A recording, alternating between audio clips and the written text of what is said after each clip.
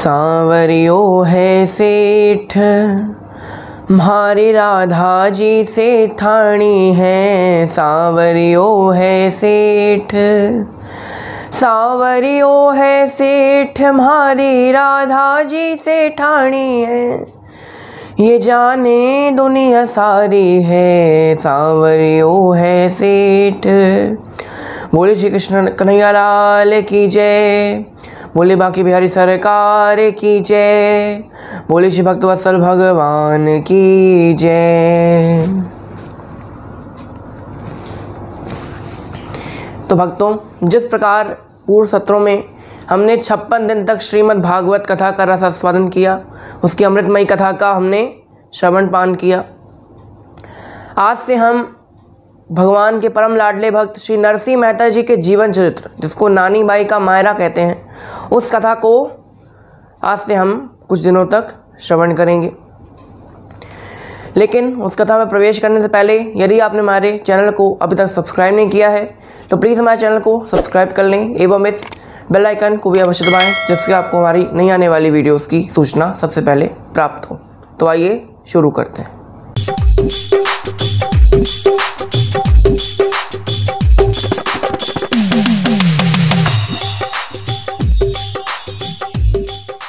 कथा शुरू करने से पहले हम ये जानेंगे कि इन्हें नानी बाई का मायरा, जिसको मारवाड़ी में नानी बाई रो मायरो कहते हैं, तो ये नानी बाई रो मायरो आखिर है क्या, शब्द का मतलब जानेंगे। तो नानी बाई, अब नानी बाई का अर्थ वो नानी अम्मा नहीं है। नानी बाई श्री नरसिंह जी की बेटी का नाम है नानी। और पहले के ज़माने में जानते हैं हम लोग किस लड़कियों के नाम के आगे बाई लगा देते थे, लक्ष्मी बाई, मीरा बाई, कर्मा बाई, जयवंती बाई। उसी तरह ये नानी बाई, और कुछ लोग उनको नैन की बाई, नान की बाई या कुंवर बाई कहते हैं। तो नानी बाई का मायरा, तो हम यही जान गए कि नानी बाई नरसिंह जी की बेटी हैं। अब इसका मायरा क्या चीज़ होती है? देखिए, हमारा जो भारत देश है वो परंपराओं का, त्योहारों का, विवाहों का देश है। हमारे यहाँ कई प्रकार के विवाह होते हैं। तो विवाह में कई प्रकार की रस्में हुआ करती हैं। उन रस्मों में कई जगह पर विवाह से पहले एक रस्म होती है ओली बरीक्षा की। तो ओली बरीक्षा की रस्म कई जगह होती है। अब ओली बरीक्षा क्या होता है? बरीक्षा में क्या होता है कि शादी से पूर्व लड़की वाले लड़के वाले के घर जाते हैं और कुछ शगुन का सामान देते हैं, और फिर ओली में लड़के वाले लड़की वालों घर आते हैं और कुछ शगुन का सामान देते हैं। आजकल तो ये उत्सव बड़े धूमधाम से होता है, पहले एकदम छोटे से हो जाता था। तो ओली, जैसे मान लीजिए ओली जो होती है कई जगह पर शादी से पहले होती है। अब ओली की तरह ही होता है मायरा। मायरा होता है राजस्थान और गुजरात में, जो विवाह के बाद भरा जाता है। विवाह के बाद जब भी पिता अपनी बेटी के घर पहली बार जाता है तो उसके लिए, उसके परिवार वालों के लिए, पति के लिए गहने जेवर, कपड़े लत्ते, फल फूल, मिठाई, खाना पीना सब कुछ लेकर जाते हैं। अब जो नरसिंह जी हैं वो पहले तो बड़े धनवान थे, पहले उनके पास बड़ा धन था, तो उन्होंने बड़े अच्छे परिवार में शादी की नानी बाई की। लेकिन बाद में उनका सारा धन उन्होंने दान कर दिया तो गरीब हो गए थे। तो किस प्रकार अब नानी बाई का मायरा नरसिंह जी के द्वारा भगवान भरते हैं। अब नरसिंह जी भगवान से कहते हैं कि प्रभु मेरे पास तो कुछ नहीं है, आपको ही भरना पड़ेगा। तो किस प्रकार भगवान नरसिंह जी का मायरा, नरसिंह जी की बेटी के लिए मायरा भरते हैं, ये कथा है। एक छोटा सा निचोड़ हमने बता दिया आपको कि कथा का जो मेन तत्व है, ये कथा छोटी सी, कि नरसिंह जी के लिए भगवान श्री कन्हैया मायरा भरने के लिए आते हैं। तो कथा शुरू करने से पहले एक बात जान लीजिए कि भक्तों की कथा कभी भी केवल मनोरंजन के लिए मत सुनना। भक्त की कथा में जानो कि आखिर भक्त ने ऐसा क्या किया, भक्त की किस प्रकार भगवान ने मदद की, कैसे कैसे भगवान ने भक्त की लाज रखी, और भक्त की पात्रता क्या थी कि भगवान ने उसकी लाज रखी। भक्त में भी कुछ ऐसी विशेषता होगी ना जब भगवान ने उसकी लाज रखी। तो किस प्रकार पात्रता थी, किस तरह की भक्ति थी, ये जानिए, ये समझिए। उसके बाद आप नानी बाई का मायरा या कोई भी भक्त की कथा सुनने के योग्य होंगे कि भक्ति क्या है। भक्ति का अर्थ ये नहीं होता कि सुबह उठे, स्नान किया, 4 अगरबत्ती भगवान को लगाई, सुंदरकांड का पाठ किया, कोई भी पाठ किया आपने, हनुमान चालीसा का पाठ किया, चुनरी चढ़ाई भगवान को, और फिर पूरे दिन के लिए भूल गए। ये भक्ति नहीं है, ये आस्तिक है। ये आस्तिक लोग करते हैं। आस्तिक और भक्त में बहुत बड़ा अंतर होता है। आस्तिक कौन है? जो सुबह उठता है, भगवान की पूजा करता है, फिर पूरे दिन के लिए भगवान को भूल जाता है, फिर शाम को 2 अगरबत्ती लगाता है और उसके बाद पूरी रात भगवान को भूल जाते हैं और फिर सुबह से वही क्रम चालू हो जाता है। ये आस्तिक। और भक्त कौन है?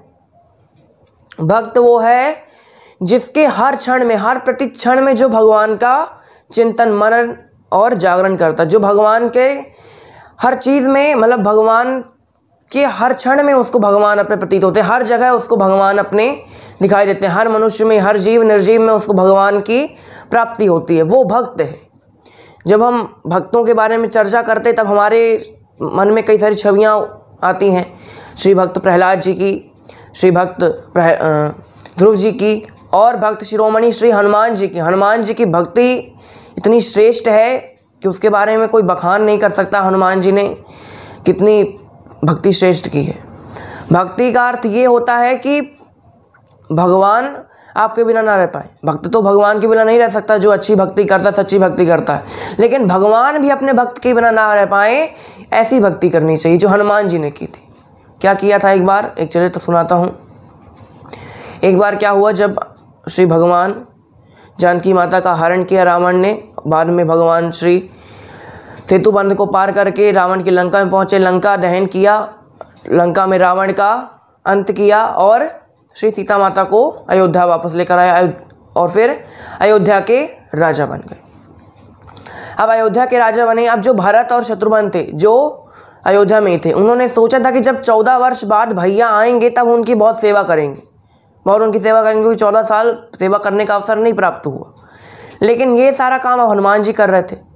जब भगवान अयोध्या वापस लौट कर आए तो कई लोग, जो विभीषण जी थे, बाली थे, वो कई दिन तक अयोध्या में रहे और उसके बाद चले गए। केवल हनुमान जी को छोड़कर सभी लोग 10 दिन बाद अपने अपने धाम को चले गए। लेकिन हनुमान जी भगवान की सेवा में लगे रहते दिन भर, और भगवान को कोई काम होता तो हनुमान जी को बुलाते। तो भरत और शत्रुघ्न जी और जो और लोग थे, उनको ये लगने लगा कि अरे हम प्रभु की सेवा ही नहीं कर पा रहे हैं, ये हनुमान जी सारा पुण्य लूट रहे जा रहे हैं। तो उन्होंने एक काम किया, उन्होंने एक सभा बुलाई, उसमें हनुमान जी को बुलाया। उसमें हनुमान जी से कहा कि हनुमान, अब श्री राम जी की जो सेवाएं हैं ना वो बांट ली गई हैं। ऐसा थोड़ी ना कि केवल तुम उनकी सेवा करोगे, हमको भी कुछ पुण्य प्राप्त होना चाहिए ना। तो भगवान की सेवा बांट ली गई है। अच्छा, तो हनुमान जी ने कहा अच्छा हमारी सेवा में क्या आया है, हमारे हिस्से में? तो भरत जी ने कहा कि आपके हिस्से में आई है ये सेवा आई है कि जब भी भगवान उबासी लेंगे तब आपको चुटकी बजानी। अब हनुमान जी जो थे भक्ति में लीन रहते थे। अब उन्होंने ये नहीं सुना कि जब उबासी आए तब चुटकी बजानी, उन्होंने केवल सुना आपको चुटकी बजानी। अब हनुमान जी गए छत पे, अब चुटकी बजाना शुरू। अब हनुमान जी चुटकी बजाएं तो भगवान की उबासी नहीं रुकती। ऐसा ना, जब कोई लोग उबासी आते तो चुटकी बजाते हैं, तो अब हनुमान जी चुटकी बजा रहे हैं। अब श्री राम जी की उबासी नहीं रुक रही। अब पता नहीं है किसी को कि ये सब चुटकी कारण हो रहा है। तो अब क्या हो रहा है यहाँ पर कि लक्ष्मण जी को कहा गया कि जाओ कुछ वैद्य को लेकर आओ, कल लगता है कोई बीमारी आ गई। तो वैद्य जी को लेकर आते हैं। वैद्य जी कहते हैं हमारे पल्ले की नहीं बीमारी। फिर अब सीता माता कहती हैं कि रुको कुछ घरेलू टोटका करते हैं।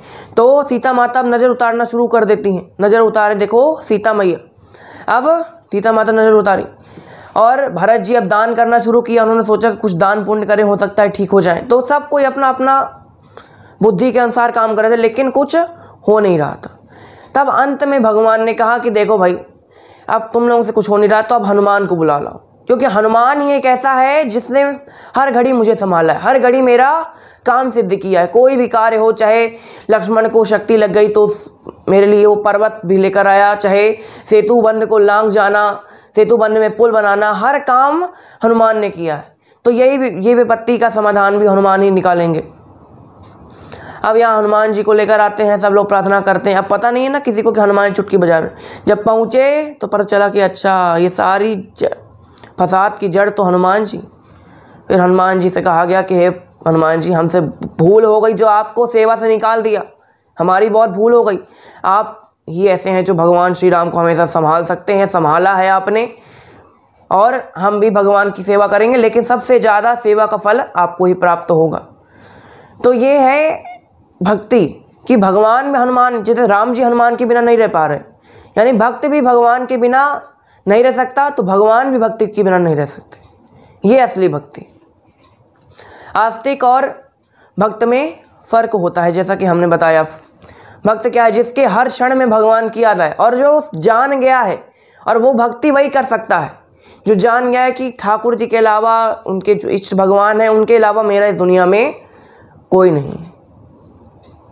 तो ये भक्ति है कि आप जानो समझो भगवान को। ऐसी ही भक्ति की है श्री नरसिंह मेहता जी ने। उन्होंने भगवान पर विश्वास रखा, और भक्ति की पहली सीढ़ी है भगवान पर विश्वास रखना। भगवान पर उन्होंने विश्वास रखा। देखिए, जब अगर आप विश्वास नहीं रखेंगे ना, तब भगवान भी आपके पास नहीं आएंगे। भक्ति में आपको विश्वास रखना पड़ता है। भले करोड़ों वर्ष बीत जाएं, कई सारे वर्ष बीत जाएं। मीराबाई ने भी भगवान में भरोसा रखा था, इसलिए भगवान उनको प्राप्त हुए थे। तो भक्ति में भरोसा रखना इंपॉर्टेंट है। एक बार क्या हुआ, दो भक्त थे, उन्होंने पूछा अपने गुरुजी से कि गुरुजी, हमको भगवान को प्राप्त करना है तो क्या करें। तो उनके गुरुजी ने बताया कि आप खूब भजन कीजिए, और एकांत में जाकर भजन कीजिए। ये नहीं कि फैमिली के बीच में रहकर भजन करें, एकांत में कहीं जाकर अच्छे वन वगैरह में बैठकर या किसी गार्डन में बैठकर भगवान का भजन कीजिए। ठीक है। अब वो दो भक्त जो हैं भगवान का भजन कर रहे थे। अब तो 3 साल बीत गए भगवान का भजन करते करते। अब एक पेड़ के नीचे बैठकर भजन करते थे। अब यहाँ कई साल बीत गए, लेकिन भगवान की प्राप्ति नहीं हुई। अब एक दिन नारद जी वहाँ से गुजर रहे थे। एक दिन उनके सामने से नारद जी गुजर रहे थे। तभी उन्होंने सोचा कि नारद जी तो भगवान के पास आते जाते रहते हैं, तो उनसे पूछ लेते हैं कि भगवान से पूछ लें वो कि कब हमको प्राप्त होंगे। नारद जी को बुलाया, अरे नारद जी इधर आइए, इधर आइए। नारद जी ने कहा, बोलो भक्तों। कहा कि हम यहाँ पर कई वर्षों से तपस्या कर रहे हैं, कई वर्षों से भगवान का भजन कर रहे हैं, तो आप भगवान से जाकर इतना पूछ लीजिए कि आप भगवान हमको प्राप्त कब होंगे, क्योंकि कई वर्ष हो गए लेकिन भगवान की प्राप्ति नहीं हुई। हमारे गुरु जी ने कहा था कि भगवान का भजन करो, भगवान की प्राप्ति होगी। नारद जी ने कहा चलो ठीक है। नारद जी पहुँचते हैं भगवान के वैकुंठ धाम। भगवान पूछते हैं क्या हो गया नारद। नारद जी ने कहा कि आपके 2 भक्त हैं पृथ्वी लोक पर जो निरंतर भजन करते हैं, कई वर्ष बीत गया भजन करते हैं, लेकिन आप उनको प्राप्त नहीं हो रहे हैं। तो उन्होंने मुझसे प्रश्न किया कि आप जाइए भगवान से पूछिए कि भगवान उनको कब मिलेंगे। भगवान ने कहा तुम जानना चाहते हो कि हम उनको कब मिलेंगे। नारद जी ने कहा बताइए। भगवान ने कहा कि जिस पेड़ के नीचे वो बैठे हैं, उस पेड़ में जितनी पत्तियां हैं, उतने हजार वर्ष अगर वो तपस्या करेंगे, भजन करेंगे मेरा, तब मैं उनको प्राप्त होऊंगा। अब नारद जी पहुंचते हैं, नीचे आते हैं। नारद जी को देखकर तो दोनों भक्त अरे वाह अरे वाह। नारद जी बोलते अरे नारद जी आइए, बड़े अच्छे से आसन में बैठाया। कहा कि अच्छा भगवान ने क्या कहा। नारद जी ने कहा कि जिस वृक्ष के नीचे तुम बैठकर रोज भजन करते हो, उस वृक्ष में जितनी पत्तियां हैं, उतने हजार वर्ष तक अगर तुम तपस्या करोगे, भजन करोगे, तब भगवान प्राप्त होंगे। अब ऊपर देखा तो वृक्ष किसका था, आंवले का। आंवले की पत्तियां आप देखें ना, इतनी इतनी होती हैं, बिल्कुल छोटी छोटी, तो उतनी हजारों पत्तियां होती। तो उन हजारों पत्तियों का 1000 × 1000 कितने लाखों अरबों जन्म, करोड़ों जन्म बीत जाएंगे, तब भगवान की प्राप्ति होगी। तो जो एक व्यक्ति था वो तो चला गया, वो सोचा कि अरे इतने वर्ष तक क्या करेंगे, अच्छा मानव जन्म मिला है, कोई अच्छा काम में लगाओ, ये भक्ति हमसे नहीं होगी, भाग गया। दूसरा भक्त नाचने लगा। नारद जी ने कहा तू पागल हो गया है क्या। बोला कि नहीं आपने कहा ना कि भगवान की प्राप्ति होगी इतने वर्ष बाद, इसलिए मैं बहुत खुश हूँ। नारद जी ने कहा अच्छा इतने वर्ष बीत जाएंगे, तुझे पता भी नहीं है, तू गिन भी नहीं पाएगा, इतने वर्ष बीत जाएंगे। भक्त ने कहा कि इतने वर्ष बीत जाएंगे, मुझे इसकी टेंशन नहीं, मुझे इस बात की खुशी है कि उन्होंने कहा तो कि वो मिलेंगे, वो इतने वर्ष बाद मिलेंगे, वो बात दूसरी है, वो दूसरा चर्चा है, लेकिन वो मिलेंगे तो ये बात मुझे बहुत अच्छी लगी। ये सुनते ही साक्षात श्रीमन नारायण वहाँ पर प्रकट हो जाते हैं। नारद जी ने कहा अरे अभी तो बोले कि इतने 1000 वर्ष बाद उनको दर्शन दूंगा, उनको प्राप्त होऊंगा, और आज अभी आ गए, मतलब मेरे को झूठा से दिखाना चाहते हो कि नारद झूठ बोलता है। भगवान ने कहा नहीं, उनको प्राप्त तो मैं उतने 1000 वर्ष बाद ही होऊंगा, दर्शन तो मैं उनके बाद 1000 वर्ष बाद ही दूंगा। आज तो मैं ऐसे भक्त के दर्शन करने आया हूँ जिसने मुझ पर इतना विश्वास रखा। एक भक्त तो चला गया, लेकिन एक भक्त के अंदर इतनी भक्ति थी कि वो भगवान पर विश्वास रखा। तो भक्ति की पहली सीढ़ी है भगवान पर विश्वास रखना। हम लोग भी विश्वास रखते हैं, हम लोग भगवान का भजन करते हैं, लेकिन कब करते हैं, जब सारे रास्ते बंद हो जाते हैं, जब कोई मुश्किल आती तब हम भी भगवान का स्मरण करते हैं, ऐसा नहीं है, करते हैं।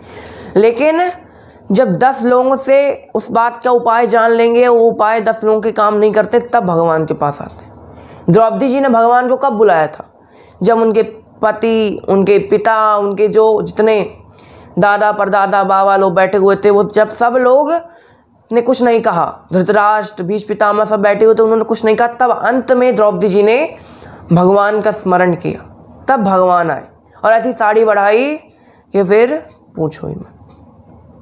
तो भगवान पर भरोसा करना है, भगवान है पर आपको बुलाने की देर है। वो कहते हैं ना, किसी ने कहा कि नरसिंह बसे प्रतिकंबन में पर कारण को प्रहलाद कहा। नरसिंह तो यानी भगवान तो प्रतिकंब में है, पर काटने वाला, उनको ढूंढने वाला भी तो प्रहलाद जैसा होना चाहिए ना। और जब ऐसी भक्ति आ गई ना तो फिर और किसी चीज़ की ज़रूरत नहीं पड़ेगी। जब ऐसी भक्ति आ गई कि भगवान पर आपको पूरा विश्वास हो गया, तब और किसी वस्तु की आपको ज़रूरत नहीं पड़ेगी।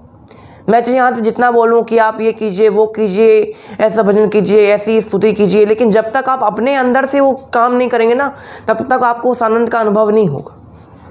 मैं आपको मान लीजिए, मैं आपको बोलूं कि रसगुल्ला कितना मीठा होता है, कितना मुलायम होता है, कितना अंदर मीठा होता है, अंदर आप मुंह के डालोगे तो घुल जाएगा, लेकिन जब तक आप उसका स्वाद नहीं लोगे क्या आपको उसका स्वाद मिल जाएगा? नहीं मिलेगा ना। उसी प्रकार मैं चाहे यहाँ से जितना बोलूँ कि आप ऐसा कीजिए वैसा कीजिए, लेकिन जब तक आप अपने अंदर से आपको नहीं लगेगा कि भगवान की प्राप्ति करनी है, तब तक भगवान की प्राप्ति आपको नहीं होगी। और जब ऐसी भक्ति आ गई आपके अंदर कि भगवान पर पूरा विश्वास हो गया, तब आपको और किसी चीज़ की जरूरत नहीं पड़ेगी। अभी हम लोग आनंद कहाँ ढूंढते हैं? हम लोग आनंद ढूंढते हैं कि ये चीज़ हमको प्राप्त हो जाएगी तो आनंद मिल जाएगा, वो चीज़ प्राप्त हो जाएगी तो आनंद मिल जाएगा। हम लोग आनंद के लिए कहाँ जाते हैं? बड़े बड़े पार्क जाते हैं, सिनेमा हॉल जाते हैं, मॉल जाते हैं, बड़े बड़े टूर जाते हैं। तो आनंद की अनुभूति हम बाहर करते हैं, लेकिन आनंद हमारे अंदर। हम सुख और दुख के लिए भी लोगों पर निर्भर हैं। मान लीजिए आप कहीं पर बढ़िया सज धज के जा रहे हैं, अच्छी बढ़िया टाई लगाई, बढ़िया अच्छा मेकअप करके जा रहे हैं, आपने अपने आप को शीशे में देखा तो कहेंगे अरे वाह आज मैं कितना अच्छा लग रहा हूँ, तो कितना अच्छा आपको मन प्रसन्न रहेगा। और बाहर निकलते ही अगर पड़ोसी ने कह दिया कि अरे ये क्या पहना है आज, बड़े बेकार लग रहे हो, तो वहीं दुखी हो जाएंगे। तो अपनी जीवन की चाबी आपने दूसरों पर दी हुई है कि वो अगर कहेंगे तो हम ऐसे हो जाएंगे। अपने आनंद, जो आनंद है भगवान का, जो जैसे हमने बताया था सच्चिदानंद रूप है भगवान, सच्चित और आनंद का स्वरूप है। सच्चा आनंद भगवान में होता है। जो बड़े बड़े सिद्ध महात्मा होते हैं, ऋषिगण होते हैं, वो लोग ये सब से दूर रहते हैं, सिनेमा हॉल, मॉल और ये सब से दूर रहते हैं, पार्क वगैरह से, लेकिन फिर वो कितने शांत रहते हैं। उनको ये सब की प्राप्ति नहीं है, लेकिन फिर भी वो आनंद में है, वो अपना आनंद में है। तो ऐसा जब भक्ति आएगी, तब ऐसी भक्ति जब होगी, जब भगवान में विश्वास होगा, तब और किसी आनंद की आपको अनुभूति नहीं होगी। जब ऐसा आनंद आ गया, हम लोग जो बाहरी वस्तुएं हैं, ये जो सिनेमा हॉल है, मॉल है, ये सब जो बाहरी वस्तुएं हैं, वो सब आपको थोड़ी देर के लिए खुश कर सकती हैं। हो सकता है 1 घंटा, 2 घंटा, 3 घंटा, 4 घंटा, 1 महीना, 2 महीना, 2 साल, 4 साल, लेकिन आपके मन को शांत नहीं कर सकती, तृप्त नहीं कर सकती। तृप्त केवल भगवान की भक्ति कर सकती है आपको। दुख किसके जीवन में नहीं आते? दुख सभी के जीवन में आते हैं, लेकिन उन दुखों से दुख आपको दुख नहीं लगते जब आप भगवान की प्राप्ति कर लेते हैं, जब आप भगवान में दिल लगा लेते हैं, तब वो दुख आपको दुख नहीं लगते। ये शाश्वतम दुखालयम है, दुखालयम शाश्वतम, यानी ये दुखालय, दुख अर्थात कष्ट और आलय अर्थात घर, यानी ये दुख का घर। ये जो पृथ्वी लोक है दुखालयम है। यहाँ भगवान भी आए, कृष्ण भगवान आए, राम भगवान आए, क्या उनको कोई सुख मिला? राम भगवान को वनवास मिला, उसके बाद आए तो सीता का विरह हो गया। भगवान श्री कृष्ण जब से जन्म लिया तब से हजारों असुरों का अंत किया, तो उनको शांति नहीं मिली। तो वो इस बात को बताते हैं कि हम भी जब इस पृथ्वी पर आए तो हमको कष्ट झेलना पड़ा, तो तुम तो साधारण मनुष्य हो। हम जब भगवान होकर कष्ट झेल सकते हैं तो तुम तो साधारण मनुष्य हो। अब आप लोग सोचेंगे कि जब भगवान को कष्ट झेलना पड़ा तो फिर ये सब भक्ति वगैरह करने का मतलब क्या है? भक्ति का मतलब ये है, भक्ति आपको क्या करती है कि मान लीजिए कोई गर्म पात्र है, गर्म खौल रहा हुआ पानी है, एकदम खौलता हुआ, बहुत खौल रहा पानी।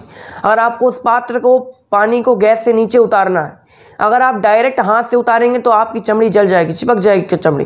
लेकिन अगर आपने कपड़े की सहायता लेकर उतारा तो आपको उससे गर्माहट का एहसास भी नहीं होगा और कपड़े की सहायता से आप गंजी को नीचे उतार लेंगे।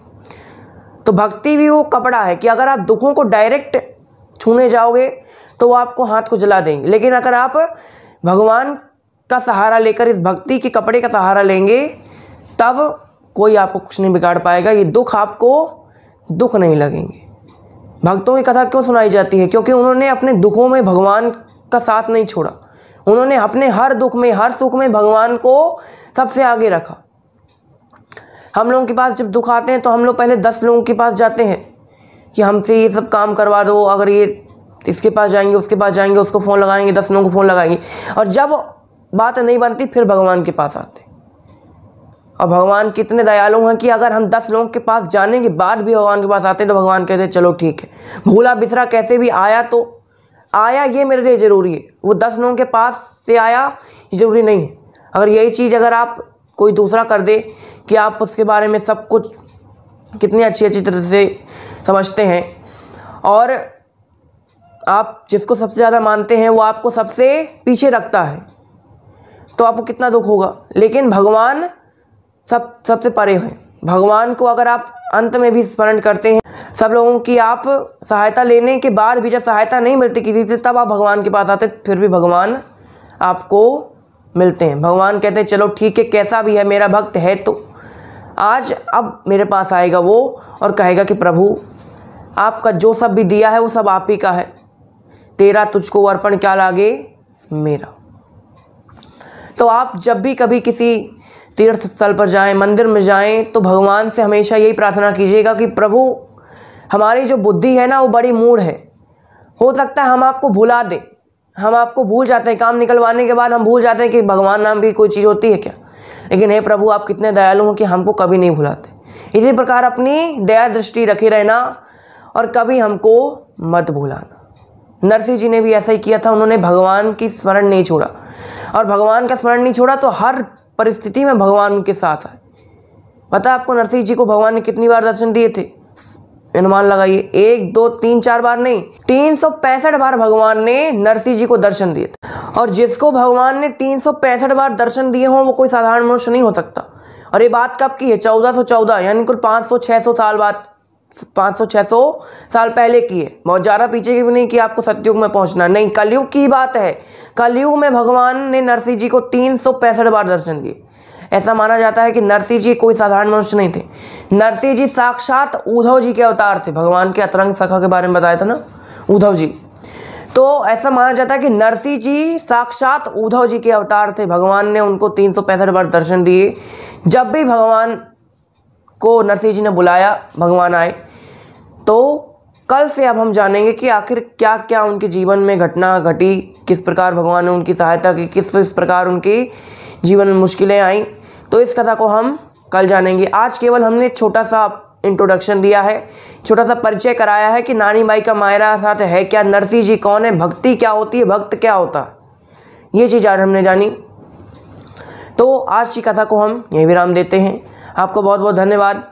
कमेंट सेक्शन में आप ज़रूर बताइए कि आपको आज की वीडियो कैसा लगा। डिस्क्रिप्शन बॉक्स पर गूगल फॉर्म की लिंक है, वहाँ पर जाकर हमें आप कई प्रकार के सजेशन दे सकते हैं कि अगर हमें आप अपने वीडियो में कोई सुधार करना हो तो वहाँ आप हमें ये सब बता सकते हैं। आपके मन में अगर कोई प्रश्न हो भगवान या हमारे प्रति तो आप वहाँ पर पूछ सकते हैं। और जो कथाएँ अगर आपके मन में हो कि आपको उन कथाओं का आनंद लेना है तो उन कथाओं के बारे में आप हमें बता सकते हैं। तो आज की कथा को हम यहीं विराम देते हैं। आज के लिए बस इतना ही। आपको बहुत बहुत धन्यवाद। जय श्री राधे। आरती कुंज बिहारी की श्री गिरि